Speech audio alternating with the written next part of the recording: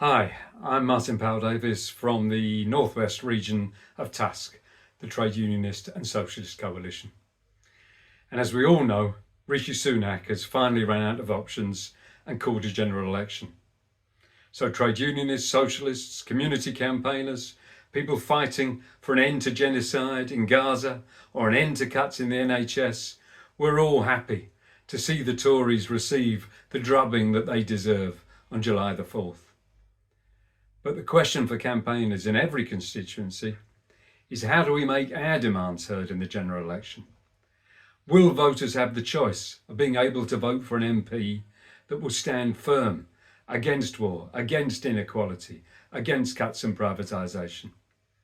And sadly, we know that that's not a choice that's going to be on offer from a government led by Keir Starmer.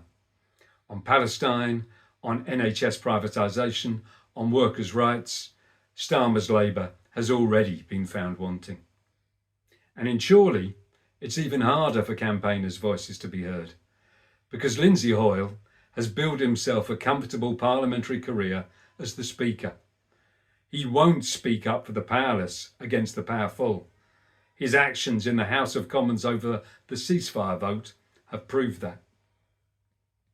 That's why TUSC has been campaigning alongside other lefts and independents to make sure that a real socialist alternative is on offer in as many seats as possible on July the 4th.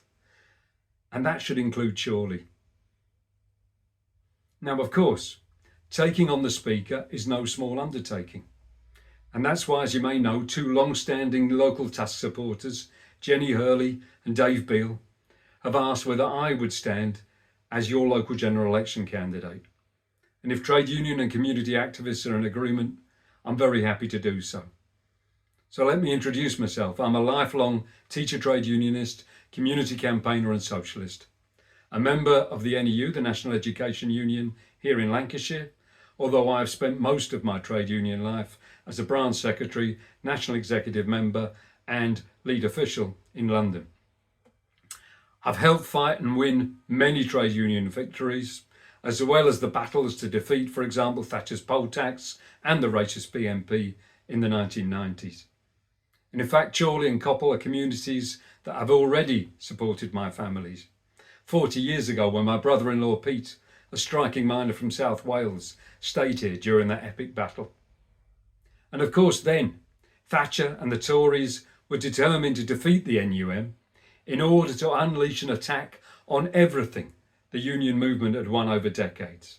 And we're still having to fight to defend and sometimes now win back those gains of the past, like the NHS, council homes, trade union rights, and nationalisation of energy, transport and utility companies. But what did Thatcher say our greatest achievement was? It was New Labour.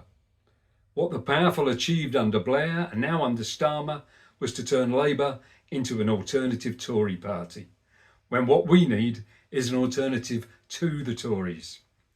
And with your backing, I'm ready to stand to offer that alternative in Chorley, as a workers' MP on a workers' wage, not taking the inflated salary of a careerist politician.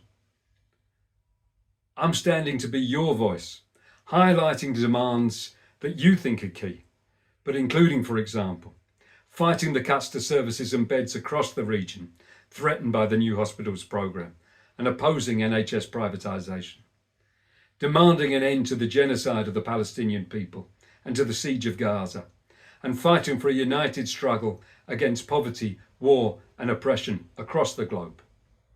To demand a future for young people with properly funded schools and colleges and skilled jobs, apprenticeships or training, not national conscription. No, instead, we should demand the launch of a real green industrial revolution in energy, transport and homes to provide those skilled jobs, reduce bills and act on climate crisis as well. I will be a candidate who will be saying that MPs should support trade unionists in action, that we should have a socialist MP that will make sure that Chorley isn't represented just by the Speaker, but instead by an MP who will speak up for you. I hope that explains a little bit about me and why I've been asked to stand, but do get in touch who have anything to ask or anything you want to suggest about the campaign. Thank you.